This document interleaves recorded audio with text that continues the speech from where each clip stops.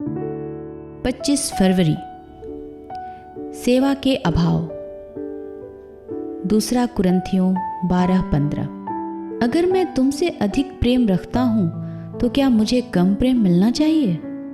स्वाभाविक मानवीय प्रेम बदले में कुछ चाहता है, लेकिन पौलुस कह रहा है, मुझे इससे कोई फर्क नहीं पड़ता कि तुम मुझसे प्रेम करते हो या नहीं। मैं तो वैसे भी पूरी तरह इस बात के लिए तैयार हूँ कि अभावों में रहूं, गरीबी का मारा हुआ रहूं, सिर्फ तुम लोगों की खातिर नहीं, बल्कि इसलिए भी कि तुम्हें परमेश्वर के पास पहुंचा सकूं, क्योंकि तुम प्रभु यीशु मसीह के अनुग्रह को जानते हो कि धनी होते हुए भी वह तुम्हारे लिए निर्धन बना। सेवा को लेकर पौलुस का विचार हमारे प्रभु जैसा ही था। इसकी व्यक्तिगत तौर पर उसे क्या कीमत चुकानी पड़ेगी, उसे इसकी परवाह नहीं थी।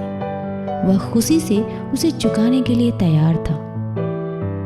पौलुस के लिए यह बड़े आनंद की बात थी। प्रभु के एक दास के बारे में संस्थागत गिरजा का विचार यीशु मसीह के विचार जैसा नहीं है। प्रभु का विचार है कि हम दूसरों के सेवक बन जाने द्वारा उसकी सेवा करें। असल में यीशु मसीह तो समाजवादियों के समाजवाद को भी असामाजिक बना देता है। उसने कहा कि उसके राज्य में जो सबसे बड़ा होना चाहे वह सबका दास बन जाए।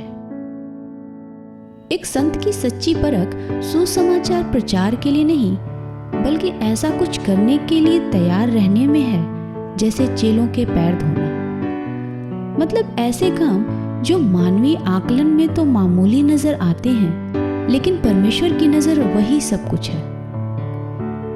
दूसरों के जीवन में परमेश्वर के हितों के लिए अपना जीवन खर्च करना पौलुस की खुशी थी, और उसको यह परवाह नहीं थी कि उसकी क्या कीमत होगी।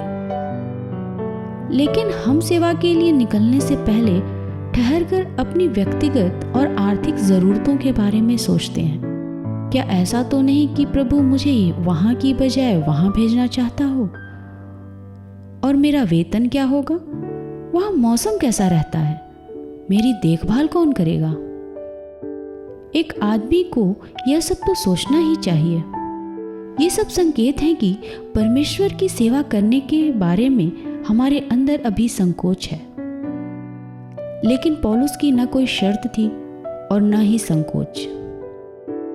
नए नियम में एक संत के बारे में जो यीशु मसीह की सोच है, पौलुस ने अपने जीवन को उस सोच पर केंद्रित किया, और वह यह है कि सिर्फ सुसमाचार का प्रचार करने वाला नहीं, बल्कि जो दूसरों की खातिर यीशु मसीह के हाथों में टूटी हुई रोटी और उड़ेला हुआ दाखरस बन जाता है, वह संत है।